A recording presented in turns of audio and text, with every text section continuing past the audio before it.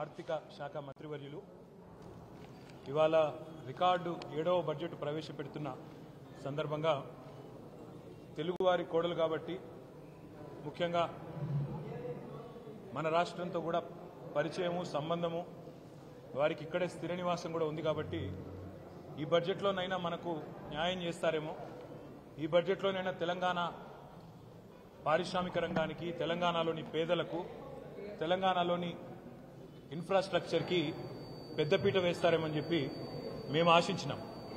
కానీ దురదృష్టం ఇవాళ 48,21,000 కోట్లతో బడ్జెట్ పెట్టినప్పటికీ అందులో పెద్ద ఎత్తున కొన్ని రాష్ట్రాలకు పెద్దపీట వేసినప్పటికీ తెలంగాణ ప్రస్తావన మాత్రం లేకపోవడం అనేది నిజంగా కూడా బాధాకరం, శోచనీయం.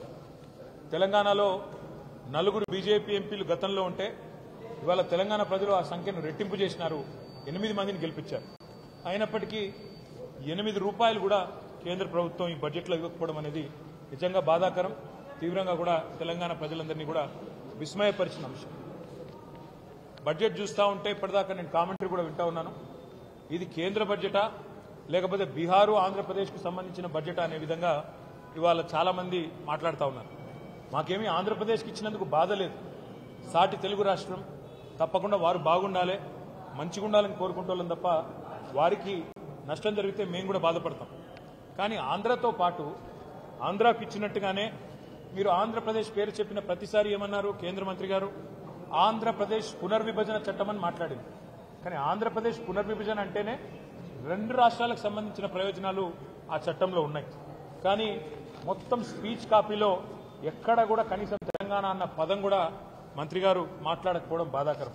సరే, ఆంధ్రప్రదేశ్కి బ్రహ్మాండంగా డబ్బులు ఇచ్చారు. అమరావతికి 15,000 కోట్లు, తర్వాత భవిష్యత్తులో ఇంకా అవసరంగా అయితే ఎక్కువ డబ్బులు ఇస్తామన్నారు. అదేవిధంగా పోలవరం నిర్మాణానికి సంపూర్ణ సాయం చేస్తామన్నారు.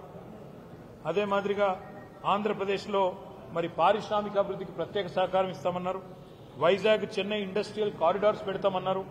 అదేవిధంగా కొప్పర్తి ఓర్వకల్లు ఇండస్ట్రియల్ జోన్స్కి అక్కడ ఎలక్ట్రిసిటీ, వాటరు, రోడ్స్, హైవేలకు ప్రత్యేక నిధులు అన్నారు.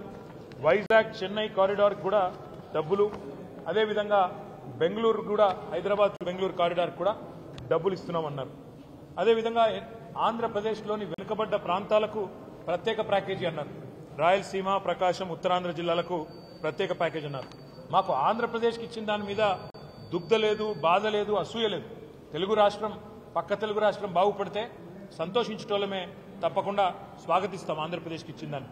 కానీ కేవలం ఆంధ్రప్రదేశ్కు బీహార్కు రెండింటికే ఇస్తూ మిగతా 26 రాష్ట్రాలను మరి చిన్నచూపు చూడడం అనేది నిజంగా బాధాకరం. ఆంధ్రప్రదేశ్ పునర్విభజన చట్టమని మీరే మాట అయితే చెప్పారు. ఆంధ్రప్రదేశ్ పునర్విభజన చట్టంలోనే 2 తెలుగు రాష్ట్రాల ఏర్పాటు కూడా ఉన్నది. తెలంగాణ ఉన్నది, ఆంధ్రప్రదేశ్ ఉన్నది. కానీ ఎప్పట్లాగానే మనకు 9.5-10 సంవత్సరాలుగా ఎప్పట్లాగానే ఇచ్చినట్టు ఈసారి కూడా గుండు సున్నానే ఇచ్చింది కేంద్ర ప్రభుత్వం. మరి మీరు ఒక్క నిమిషం ఆలోచిస్తే మనకు ఆంధ్రప్రదేశ్ పునర్విభజన చట్టంలో కూడా 35 వివిధ హామీలు మరి మనకు కేంద్ర ప్రభుత్వం ఆనాడు 2014లో ఇచ్చింది. అందులో చాలా అంశాలు గతంలో కేసీఆర్ గారు ముఖ్యమంత్రిగా ఉన్నప్పుడు గత 10 ఏళ్లు ఒకసారి కాదు పలుమార్లు పోయి బతిమలాడినాము, పలుమార్లు పోయి అభ్యర్థించాము. ఇచ్చిన మాట నిలబెట్టుకోండి అని చెప్పి కూడా కోరినాం. ములుగులో గిరిజన యూనివర్సిటీ కేటాయించాలి మనకు పునర్వ్యవస్థీకరణ చట్టం ప్రకారం.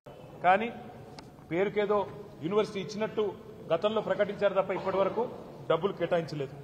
బయ్యారంలో ఉక్కు కర్మాగారం పెడతాము steel authority of India limited ద్వారా అన్నారు. ఇప్పటి వరకు దానికి మోక్షం లభించలేదు. ఈ బడ్జెట్లో కూడా దక్కింది గుండు సున్నా. కాజీపేటలో రైల్ కోచ్ ఫ్యాక్టరీ అన్నారు, అది కూడా హులెక్కైంది. అది కూడా ఇవాళ రైల్ కోచ్ ఫ్యాక్టరీ పోయి ఒక వ్యాగన్ రిపేర్ షాప్ పెడతామని చెప్పడం బాధాకరం. 9 ఏళ్లుగా ఆనాడు కేసీఆర్ గారు ప్రధానమంత్రి గారిని, కేంద్ర మంత్రులను పలుమార్లు కలిసి మా రాష్ట్రానికి కొత్త విద్యా సంస్థలు ఇవ్వండి, ఐఐఎం ఇవ్వండి, ఇండియన్ ఇన్స్టిట్యూట్ ఆఫ్ మేనేజ్మెంట్ ఇవ్వండి, నేషనల్ ఇన్స్టిట్యూట్ ఆఫ్ డిజైన్ ఇవ్వండి, ఐఐఎస్ఈఆర్ ఐసర్ ఇవ్వండి, నవోదయ కేంద్రీయ విద్యాలయాలు ఇవ్వండి అని పలుమార్లు కోరినాం. దాని మీద కూడా ఒక్కటంటే ఒక్క విద్యా సంస్థ కూడా ఇప్పటి వరకు మంజూరు చేయలేదు. ఈ రోజు బడ్జెట్లో కూడా చేయలేదు. కేంద్ర బడ్జెట్లో పారిశ్రామిక కారిడార్లు ఇవన్నీ కూడా చెప్పారు ఇతర రాష్ట్రాలకు సంబంధించి. అదే తెలంగాణలో మరి హైదరాబాద్ నుంచి వరంగల్ కానీ, హైదరాబాద్ నుంచి రామగుండం కానీ, హైదరాబాద్ బొంబాయి పోయే రోడ్డు కానీ, హైదరాబాద్ నుంచి విజయవాడ పోయే రోడ్డు కానీ, ఇవన్నీ కూడా ప్రముఖమైన పారిశ్రామిక కారిడార్లుగా ఏర్పాటు చేయాలని 6 వివిధ కారిడార్లు ఏర్పాటు చేయాలని చాలాసార్లు కోరాం. దాని మీద కూడా స్పందన లేదు. మెగా పవర్ లూమ్ క్లస్టర్ కావాలని చెప్పి సిరిసిల్లలో అడిగాం. దాని మీద కూడా స్పందన లేదు. అదేవిధంగా కొత్త హ్యాండ్లూమ్ క్లస్టర్స్ కూడా మంజూరు చేయాలని చెప్పి కూడా గతం నుంచి కోరుతున్నాం. దాని మీద కూడా స్పందన లేదు. తెలంగాణ ప్రభుత్వం రేవంత్ రెడ్డి గారి నాయకత్వంలో మన చాలా మంది చాలాసార్లు ఢిల్లీకి పోయి అక్కడ మంత్రులను కలిసినట్టుగా కూడా వార్త, కానీ ఒక్కటంటే ఒక్కటి కూడా వీళ్ళు చెప్పింది వాళ్ళు వినిపించుకున్నట్టయితే కనబడడం లేదు. రీజనల్ రింగ్ రోడ్డు కానీ, రాష్ట్రాలకు ముఖ్యంగా తెలంగాణకు ఉపయోగపడే హైవే విస్తరణ కానీ, కనెక్టివిటీ ప్రాజెక్టులు కొన్ని తప్ప ఎక్కడా కూడా పెద్ద మొత్తంలో అయితే ఇచ్చిందేం లేదు. మొత్తంగా చెప్పాలంటే తెలంగాణకు ఈ బడ్జెట్లో మళ్ళొక్కసారి దక్కింది పెద్ద గుండు సున్నా. నేను తెలంగాణ ప్రజలు అందుకే ఆలోచించాలని చెప్పి వారిని విజ్ఞప్తి చేస్తా ఉన్నా. మొన్న జరిగిన పార్లమెంట్ ఎన్నికల్లో 16 స్థానాలు 8 కాంగ్రెస్ పార్టీకి, 8 భారతీయ జనతా పార్టీకి మీరిచ్చారు. ఇవాళ అదే 16 స్థానాలతో చంద్రబాబు నాయుడు గారు శక్తి బలంగా ఉంటే ఏం సాధించుకోవచ్చో సంకీర్ణ ప్రభుత్వంలో చూపెడతా ఉన్నారు. 15,000 కోట్లు ఒక్క ఏపీ క్యాపిటల్ డెవలప్మెంట్కి ఆయన తీసుకుంటున్నారు. అదేవిధంగా బీహార్కు 26,000 కోట్ల రూపాయలు కేవలం రహదారుల కోసం మాత్రమే ఇచ్చినారు. కానీ తెలంగాణకు 16 మంది సభ్యులున్న 8 మంది కాంగ్రెస్ వాళ్ళు, 8 మంది బీజేపీ వాళ్ళు దక్కింది మాత్రం గుండు సున్నా. అందుకే స్వీయ రాజకీయ అస్తిత్వమే తెలంగాణ కెన్నటికి రక్ష. ప్రాంతీయ శక్తులు బలంగా ఉంటే, ప్రాంతీయ పార్టీల నాయకత్వం బలంగా ఉంటేనే రేపటి సంకీర్ణ యుగంలో కూడా మనం శాసించే పరిస్థితి ఉంటుంది. శాసించి సాధించుకోవాలి తప్ప యాచించి సాధించుకుంటే ఏది కూడా రాదు. రేపటికైనా తప్పకుండా ఇవాళ ఈ 8 బీజేపీ ఎంపీలు అక్కడ పార్లమెంట్లో కూర్చున్నారు. తెలంగాణకు అన్యాయం జరుగుతుంటే ఒక్క ప్రాజెక్టు కూడా రాకపోతే కనీసం నోరు కూడా మెదపలేదు. 2 కేంద్ర మంత్రులు ఉన్నారు, నోరు మెదపలేదు. అదేవిధంగా 8 మంది కాంగ్రెస్ ఎంపీలు తెలంగాణకు అన్యాయం జరుగుతుంటే కూడా. అదే ఈరోజు అక్కడ గులాబీ కండువాలు కప్పుకున్న బీఆర్ఎస్ సైనికులు అక్కడుంటే ఇవాళ పార్లమెంట్లో ఎట్లా ఉండేదో పరిస్థితి ఆలోచించాలని చెప్పి నేను కోరుతా ఉన్నా. అందుకే భవిష్యత్తులోనైనా తెలంగాణ ప్రజలు గుర్తుపెట్టుకోవాల్సిన మాట, మన ప్రాంత హక్కులు కాపాడాలంటే, మన రాష్ట్ర హక్కులు కాపాడాలంటే, మనకు నిధులు రావాలంటే ఈ సంకీర్ణ శకంలో తప్పకుండా కేసీఆర్ గారు లాంటి బలమైన నాయకులు, బలమైన బీఆర్ఎస్ లాంటి పార్టీలను ఎంత మద్దతు ఇచ్చి, ఎంత సంఖ్యాపరంగా బలోపేతం చేస్తే అంత రాష్ట్రానికి లాభం అనే మాట కూడా మళ్ళొక్కసారి గుర్తు చేస్తూ, ఈ బడ్జెట్లో కూడా గుండు సున్నానే ఇచ్చినందుకు మరి కేంద్ర ప్రభుత్వానికి 8 ఎంపీలు ఇచ్చినా మీరు గుండు సున్నా ఇచ్చినందుకు తెలంగాణ ప్రజలు భవిష్యత్తులో అన్ని గమనిస్తున్నారు, అన్ని ఆలోచన చేస్తున్నారు.